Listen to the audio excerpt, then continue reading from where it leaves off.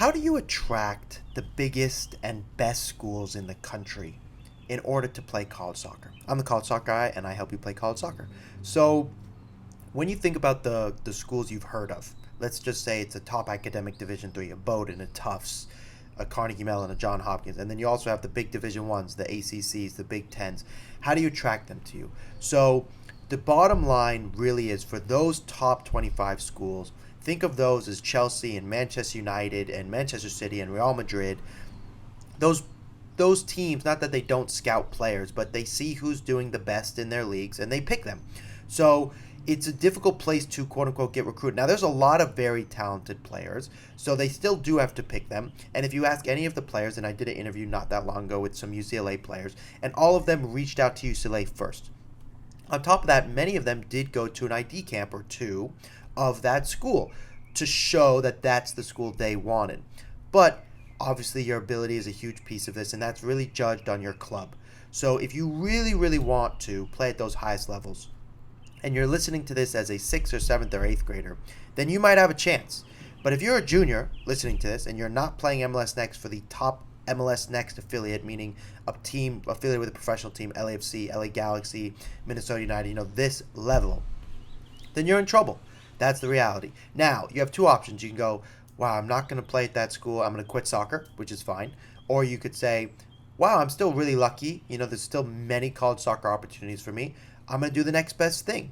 And of course, if for those of you who are like, I want to play pro soccer, not making one of those teams does not mean you won't make it pro. I can guarantee you if you stop playing soccer, then yes, you will not make it pro. Now, making it pro is a whole nother conversation. But most of us, particularly on the boys' side, even the girls' side, who are like, I dream of playing at the highest levels of college soccer is so that way you could go pro, which is very reasonable. And if you play for one of those higher level teams, you are definitely more likely to go pro. Obviously, I draw on my own story, which is I was playing at a very low level Division One soccer team, and I went pro. Now, did it help that I was playing college soccer? Yes. In fact, there's no way I don't think I would have made it if I wasn't playing college soccer. Now, let's say you're a seventh or eighth grader, or ninth grader even, and you've like, I want this. Like, this is what I want. And so when parents ask me, like, when should the recruiting process start? If you want to play for those top 25 schools, it has to start in seventh grade. One, you have to improve as a soccer player, so you have to get better and better. But two, you need to put yourself in an environment where the best players are. The MLS Next teams happens to be where that is on the boys' side, and the ECNL is where that is on the girls' side.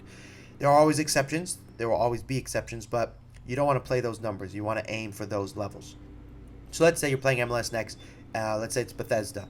Bethesda is a great MLS Next team, but it's not as good as an MLS Next team affiliated with an MLS Next organization.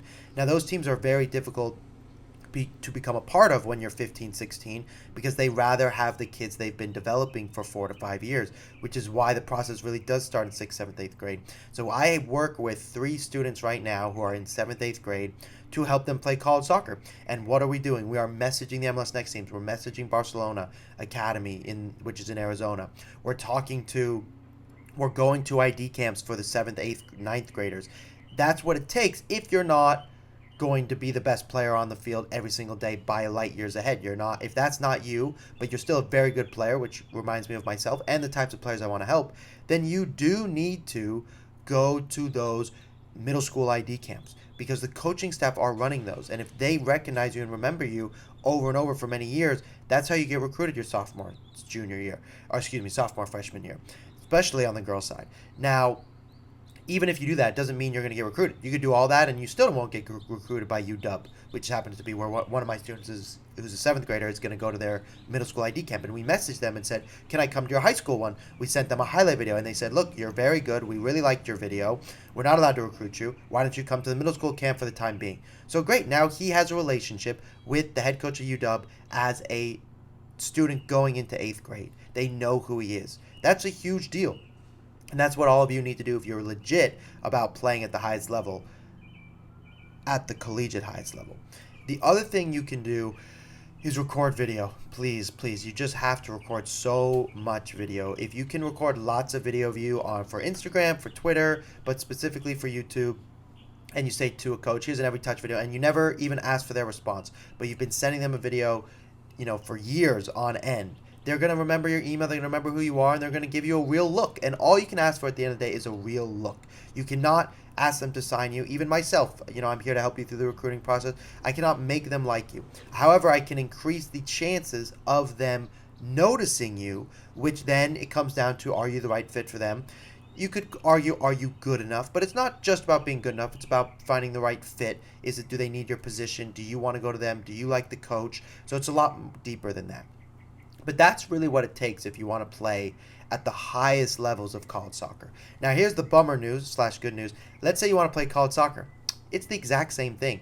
Aim for the stars, land on the moon. If you don't do this level, college soccer will pass you by, especially for the schools you've heard of. For the schools you haven't heard of, you'll have a slightly better chance, for sure. Even myself, I didn't get recruited. I was getting recruited throughout my sophomore, junior year because I was being very proactive, but I was also struggling because no one was there to help me. My parents had no idea what they were doing, and they actually were going to send me to England because they didn't know what to do, and that didn't work, and I ended up transferring high schools, and it turned out that was a bad move, which is why I started helping all of you because I wanted to know the right thing to do. But I wasn't ever really in a position where I was going to get to play at the highest level teams because I didn't take the right protocol early on. And that's what I'm here to tell you about. So, bottom line is, please record your son or daughter, or if you're a son or daughter, if you're the athlete, please start recording yourself. Buy a tripod on Amazon. It's $20, $30. Start recording yourself like crazy. Post it to YouTube. Create an every touch video. Create an Instagram. Create a Twitter. Create a YouTube page. Email the coaches. Go to their middle school ID camps.